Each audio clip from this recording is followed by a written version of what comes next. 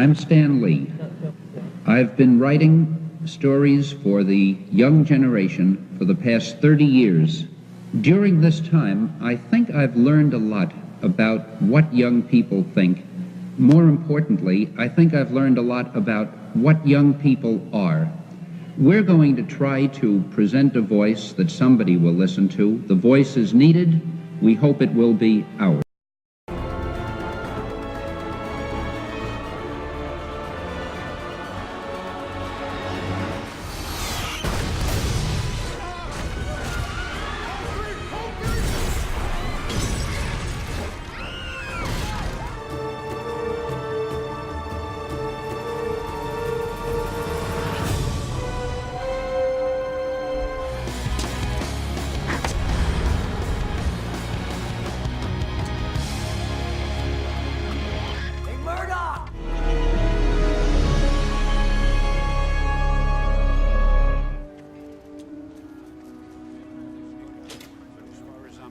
Security ought to be Good morning, Dr. Krensler. Security ought to be beefed up a lot more. In a place like this, you can't...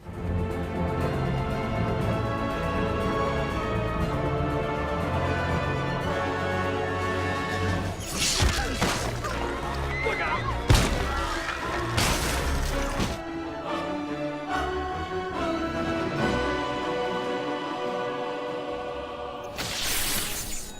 Welcome back to the Baxter, Dr. Richards. I've got the usual for you. Good to have you back, sir. Thanks, Willie.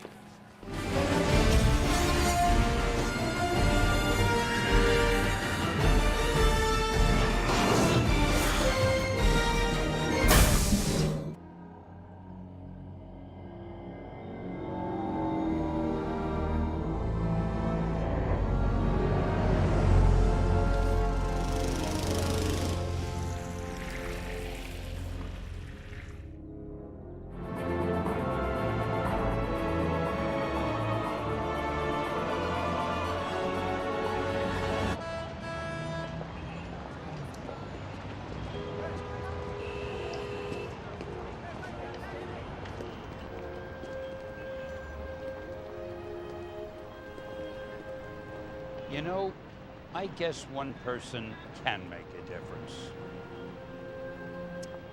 Enough said.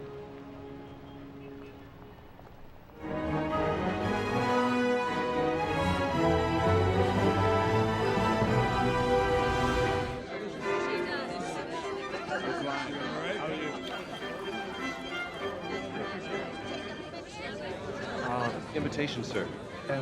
I should be on that list. Name? Stan Lee. Yeah, nice try, buddy. No, Nice no, try. really, Nice I'm try. Stan Yeah. Lee.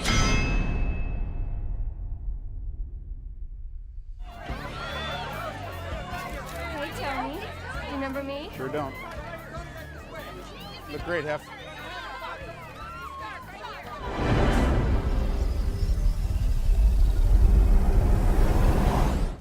Here's something a bit more interesting. It's possible gamma sickness. Milwaukee. A man drank one of those Guarana sodas. Guess it had a little more kick than he was looking for. Wow.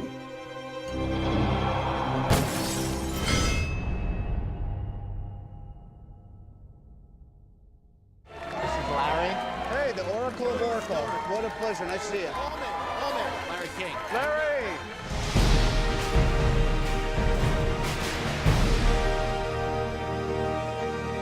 I can help. It would sure do me good to do you good. Let me help.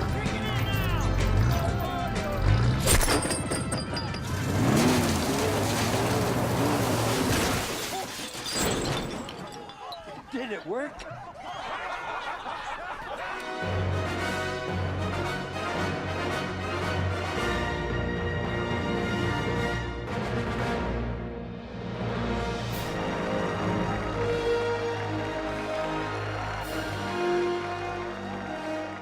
I am honored to present this medal for valor to my personal friend, Captain America. Captain America. Captain, that's your cue. I thought he'd be taller.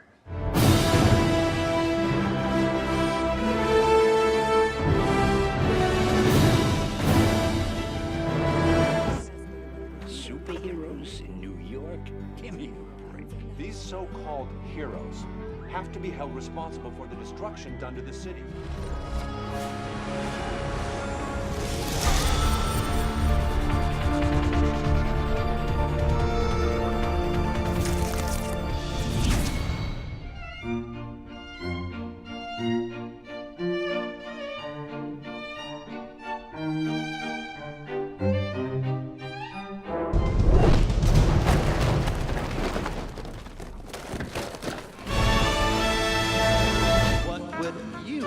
For Christmas this year. Well, David. We're broadcasting live from this Chattanooga PBR, and if you're 100% sure.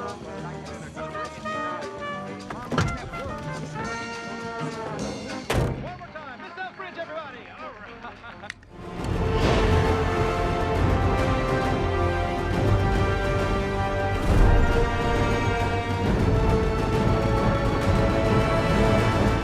Microgravimetric spikes can stabilize the focal point of the convergence. This time, the alignment and all the other worlds would just pass us by. It's beautiful. It's simple. Any questions? Yeah, can I have my shoe back?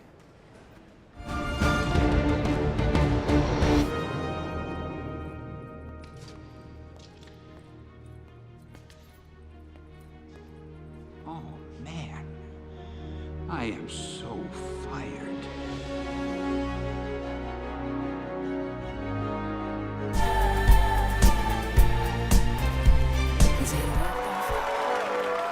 Alexis Ortiz.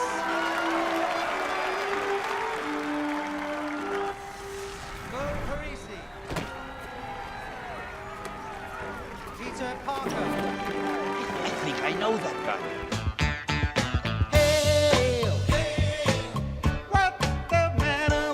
Look at this guy. You believe they call us criminals when he's assaulting us with that haircut? What is this thing? Look how it thinks it's so cool. It's not cool to get help. Walk by yourself, you little gargoyle. Look at Mr. Smiles over here. You like art? Where's your wife, old man? What a Class A prevert. I always wished I could do something better than comics, but there didn't seem to be anything.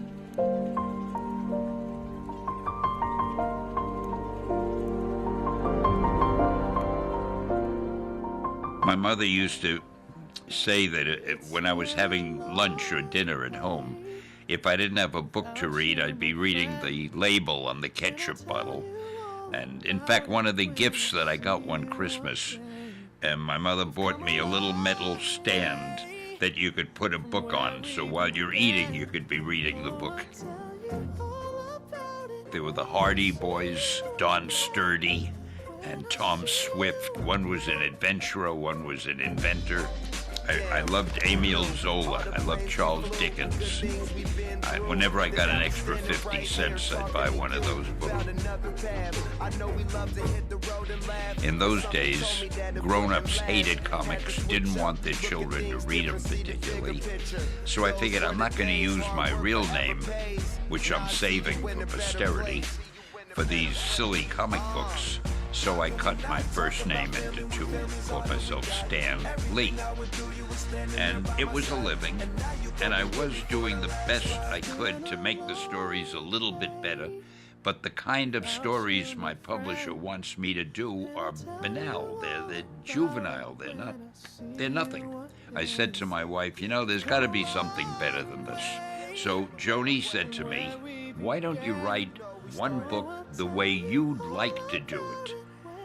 So at that time, my publisher, Martin Goodman, said, give me a new superhero book. I think superheroes may sell.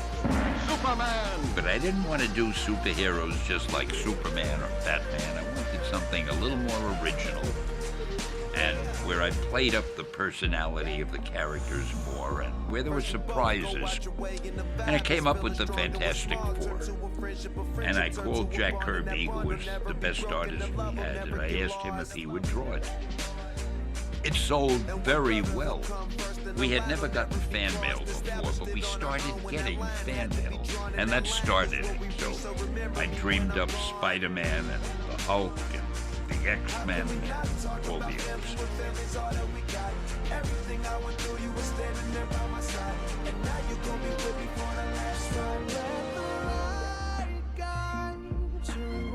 What I tried to do was take these characters who are obviously bigger than life and fictitious and make them seem real. They've got these powers, they do wonderful things, but what are the things that worry them? What are the things that frustrate them? I tried to write a well-rounded character with every character I did, rather than just somebody who is extra strong and can beat up the bad guys. If you're writing about people, you have to make the people come to life. I know I always loved reading Sherlock Holmes, and I loved the way Sherlock Holmes spoke, and the way Dr. Watson spoke, and you could tell one from the other. They didn't speak the same way. And the same with any good books. You didn't have to read Joe said or Sam said. You knew who said it by the way the words were written. In the beginning, I wrote all the scripts myself. I typed them out, wrote them. After a while, I was writing almost every book, and we had a lot of books, and there wasn't time to do it. Kirby would be waiting for a script, and I couldn't keep him with nothing to do. So I would say, look, Jack, I don't have time to write your script, but here's the story I want to tell, and here's how we'll end it. I gave him whatever I wanted the story to be. And I said, now you draw it any way you want. I'll put in the dialogue and the captions later. So he would work just from an outline, a verbal outline that I gave him. He'd put in a lot of details that I hadn't even thought of, and that was great. And I did the same with all the other artists. One reason that our stories were so successful is I had these great artists illustrating them. Kirby was good, Ditko was good, John Romita was good, John Buscema, Gene Colan. And I tried to get the best people I could, even though we couldn't pay more than anyone else, and we very often paid less. I tried to make the job as interesting as I could. Even though they were comic strips, it would be great if we could make them readable and enjoyable and having something to say. Spider-Man, Spider-Man, does whatever a spider can.